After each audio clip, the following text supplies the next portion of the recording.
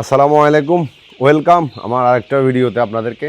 আসলে ফার্ম সম্বন্ধে আজকে আমি যে কথাটা বলবো এটা অনেকজন মানুষের জন্য জানা অনেক ইম্পর্টেন্ট। মুরগির সবচেয়ে বড় একটা জমের নাম হলো গাম্বুরু ভাইরাস। আর এই ভাইরাস যে খামারে একবার আক্রান্ত করছে, বিলিভ করেন ওই খামারের 100%-এর ভিতরে 70% মুরগি ও নিয়ে গেছে। এতটা ভয়ঙ্কর একটা ভাইরাস এটা। আর আমরা ওই ভাইরাসে আক্রান্ত হয়েছি। আমাদের এই যে মুরগিগুলো দেখতেছেন, যে বাচ্চাগুলো আমি আপনাদেরকে দেখাইছিলাম, এই বাচ্চাগুলোর ভিতরে ওই ভাইরাসটা দেখা দিছে এবং মোটামুটি আমাদের প্রায় 300+ মুরগি এক সপ্তাহের মধ্যে মারা গেছে।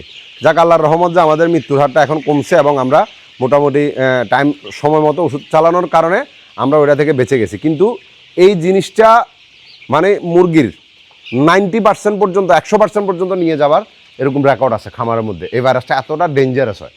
আর এই ভাইরাসটা হওয়ার সম্ভাবনা বেশি থাকে আপনার মুরগির মধ্যে 2 সপ্তাহ থেকে 6 সপ্তাহের ভিতরে। এই যে সপ্তাহগুলোর ভিতরে এই ভাইরাসটা বেশি হয়। আর এটা হওয়ার কারণ হলো অপরিষ্কার থাকা এবং ভেজা ভেজা যে একটা ওয়েদার থাকে না, ঠান্ডা ঠান্ডা ওয়েদার, বৃষ্টির কারণে এই জিনিসটা ওই টাইমেও হয়ে থাকে। আর এটার হওয়ার সিমটম কি আপনি বুঝবেন কিভাবে? মুরগি পানি বেশি খাবে, খাদ্য খুবই কম খাবে, খাদ্য টোটালি খায় না, আসলে অতিরিক্ত পানি খায়। আর মুরগি একদম নিস্তেজ হয়ে দুর্বল হয়ে থাকবে, মাথাটা নিচের দিকে করে রাখবে এবং তার যে পশমগুলো আছে পশমগুলো খাড়া হয়ে থাকবে। ঠিক আছে, যখন আপনি ও মুরগিটাকে ধরবেন ও অতিরিক্ত জোরে চিৎকার করবে, কারণ তার গায়ের মধ্যে প্রচুর পরিমাণ ব্যথা আছে এবং জ্বর উঠছে, যার কারণে সে এমনটা করবে। তো এই ক্ষেত্রে মেডিসিন অবশ্যই আপনি সাথে সাথে ডাক্তারের সাথে যোগাযোগ করতে হবে এটা বোঝার জন্য। যদি এমন সিমটম আপনার মুরগির মধ্যে দেখেন, তো সাথে সাথে ডাক্তারের সাথে কন্ট্যাক্ট করাটা সাথে সাথে অনেক বেশি ইম্পর্ট্যান্ট হয়ে পড়ে। আর এটা যে মল ত্যাগ করবে ওই মলটা একদম সাদা পানির মতো থাকবে, ওইখানে ওরকম তেমন কিছু থাকবে না, কারণ তারা খাবে না। তো এখানে আমরা যে ওষুধটা ইউজ করি বেশিরভাগ সময় আমাদের ডাক্তার যে ওষুধটা দিচ্ছে সেটা হলো টামলব্যাট, বা অনেক জায়গায় ওইটা ফাস্টব্যাট নামে পরিচিত। ফাস্টব্যাট এবং টামলব্যাট দুইটা একই ওষুধ। তো আমরা টামলব্যাট দিছি এবং লিবক্সিন দিছি, তারপরে জিএম দিছি, তারপরে কিছু আপনার মুরগি অনেক দুর্বল হয়ে গেছে, দুর্বল হওয়ার জন্য ভিটামিন আপনার দিতে হবে যাতে মুরগিটা স্ট্রং হয়ে পড়ে এই জন্য। আর আমাদের এখানে মুরগি অনেক বেশি ঘন হয়ে পড়ছে, আপনারা দেখতেছেন। তো আমাদের আরেকটা যে সেট আছে, এটার পাশে সেটটা আছে, আপনারা দেখতে পাবেন পাশে যে সেটটা আছে, আমরা এখান থেকে আজকে 4000 মুরগি ট্রান্সফার করে ফেলবো। তো এই জিনিসটার মধ্যে যারা পড়ছে, এই ভাইরাসটা নিয়ে যারাই মানে পড়ছে, তাদের বিশ্বাস করবে না, রাতের ঘুম হারাম হয়ে যাওয়ার মতো পরিস্থিতি হয়ে যায়। তো এই জন্য আপনার খামারে যে পানিগুলো দেন এটা সর্বদা সবসময় পরিষ্কার রাখার চেষ্টা করবেন, লিটার পরিষ্কার রাখার চেষ্টা করবেন। আর যদি এই ভাইরাসে আক্রান্ত হয়ে পড়ে, আপনি তো এটার ভ্যাকসিন তো করেই, মানুষ কিন্তু 5-6 দিনে কিন্তু এই গাম্বুরুর ভ্যাকসিন করে, এরপরে 10 দিনে করে একটা রানীক্ষেতের ভ্যাকসিন, এরপরে 15 দিনে আবার একটা গাম্বুরুর ভ্যাকসিন করে, ওই টাইমে গাম্বুরুর বুস্টার হয়। এরপর আমরা তো অ্যান্ডি পর্যন্ত দিছি, তারপরে পর্যন্ত আমাদের এখানে এটা আক্রমণ করে ফেলছে। তো ভাবুন এটা কতটা রিস্কি একটা বিষয় হতে পারে। এটা আসলে মুরগির জম নামেও পরিচিত, বুঝছেন, এই গাম্বুরু যে রোগটার কথা আমি বলতেছি। তো আমাদের এখন বর্তমানে এখান থেকে মানে 4000 মুরগি আমরা আমাদের ওই ফার্মে ট্রান্সফার করব এবং ওইখানে দেখা যাক কী অবস্থা হয়। এবং আপনারা যারাই এরকম ভয়ানক ভাইরাসের সাথে মোকাবেলা করছেন বা দেখা হয়েছে, অবশ্যই আমাদেরকে কমেন্টে জানাবেন এবং বলবেন আপনারা কিভাবে কি করলেন। আমি একটা কথা বলে রাখি, আমি যে ওষুধগুলো চালাইছি বা যে ওষুধগুলোর নাম বলছি, যে আপনারাও যে এটা ইউজ করতে হবে বিষয়টা এমনটা না। কারণ অনেক সময় ওয়েদারের কারণে আপনার ওইখানের ওয়েদার কীরকম ওই অনুযায়ী ডাক্তার ওষুধ দিবে আপনাকে।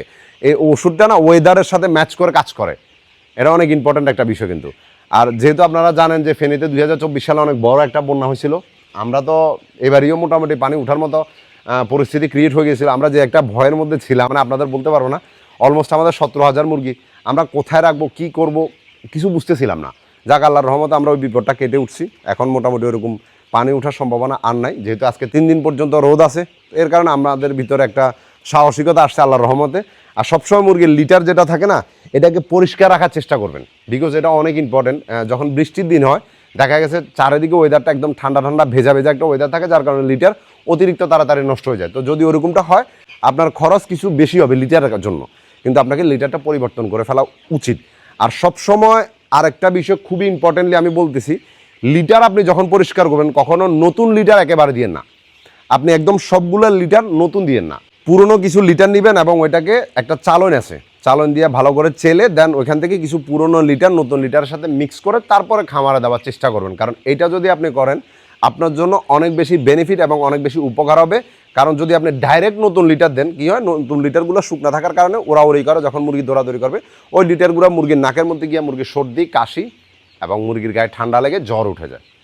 এটা অনেক রিস্কি বিষয়, কিন্তু যদিও সমাধান কিন্তু অনেক ছোট একটা বিষয়। এখানে আপনার বেনিফিটও আছে, আপনার অতিরিক্ত পরিমাণ লিটার খরচ হইতেছে না, আপনার পুরনো কিছু লিটার আপনি মিক্স করে নতুন লিটারের সাথে ইউজ করতে পারতেছেন। সেটা কেমনে করবেন আশা করি এটাও আপনারা বুঝতে পারছেন। আর আমাদের জন্য দোয়া করবেন, আমাদের মুরগিগুলোর জন্য দোয়া করবেন ইনশাল্লাহ, যাতে আপনাদেরকে এই মুরগিগুলোর পরবর্তী আপডেট আমি দিতে পারি। আর আমার নেক্সট ভিডিও যেটা হবে সেটাতে আমি যে 300 মুরগি নিয়ে গেছিলাম বড় করার জন্য, ওগুলো এখন কেমন আছে, কি পরিস্থিতিতে আছে বা কতটুকু ওয়েট আসছে, এটা নিয়ে আমি পরবর্তী ভিডিওতে আপনাদের সাথে কথা বলবো। আপনাদের যদি কোনো কিছু জানার থাকে, কোনো সমস্যা নিয়ে অবশ্যই আমাকে কমেন্ট করতে পারেন, আমি ওটা নিয়ে ভিডিও বানানোর চেষ্টা করবো। ভালো থাকবেন।